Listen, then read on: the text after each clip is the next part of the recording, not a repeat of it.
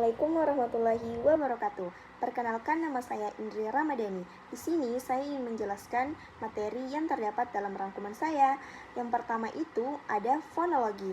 Nah, apa sih itu fonologi?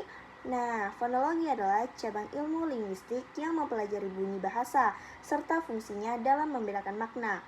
Bunyi bahasa dihasilkan oleh alat ucap manusia seperti bibir, lidah, dan pita suara. Dalam fonologi, bunyi tidak hanya dilihat sebagai suara, tetapi juga bagaimana bunyi tersebut digunakan dalam sistem bahasa. Selanjutnya itu ada klasifikasi bunyi.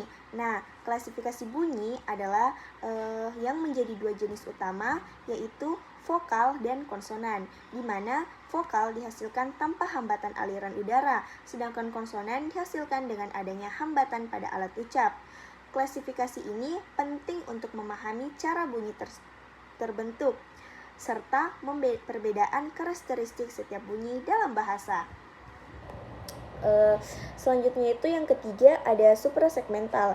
Nah, unsur suprasegmental meliputi tekanan, nada, dan intonasi yang menyertai bunyi bahasa. Unsur ini tidak terdiri sendiri, tetapi melekat pada bunyi dan fungsi untuk memperjelas makna serta memberikan penekanan dalam komunikasi. Tanpa suprasegmental, pesan yang disampaikan bisa menjadi kurang atau bahkan salah dipahami.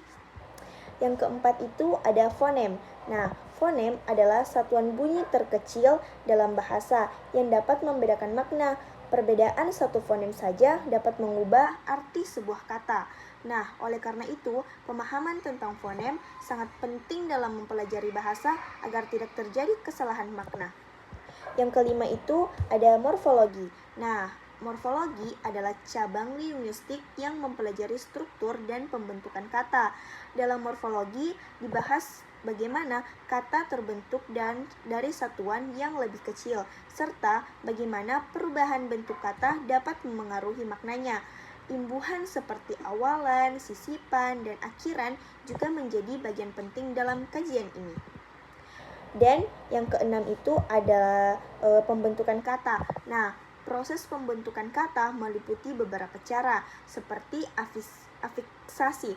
Nah, afiksasi adalah penambahan imbuhan, reduplikasi yaitu adalah pengulangan kata, dan komposisi adalah penggabungan kata. Dari proses-proses ini memungkinkan terbentuknya kata baru yang memiliki makna berbeda atau lebih spesifik dari kata dasarnya. Dan yang ketujuh itu ada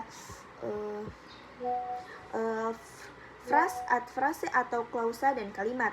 Nah, frase adalah gabungan kata tanpa predikat. Klausa memiliki subjek dan predikat, sedangkan kalimat merupakan satuan bahasa yang lengkap.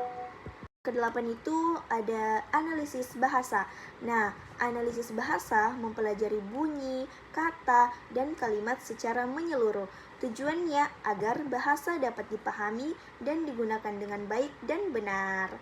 Dan yang terakhir itu kesimpulan. Nah, kesimpulan dari semua rangkuman yang saya buat itu adalah kajian bahasa mencakup fonologi dan mempelajari bunyi dan fungsinya termasuk fonem serta unsur suprasegmental. Morfologi yang membahas pembentukan kata melalui afikasi, reduplikasi, dan komposisi, serta sintaksis yang mengatur frase, klausa, dan kalimat sebagai satuan bahasa lengkap. Dan analisis terhadap semua unsur ini penting agar bahasa dapat dipahami dan digunakan secara tepat, efektif, serta meminimalkan kesalahpahaman dalam komunikasi. Nah, itu tadi penjelasan sedikit dari isi rangkuman saya. Sekian dari saya, Indri Ramadhani. Assalamualaikum warahmatullahi wabarakatuh dan sampai jumpa.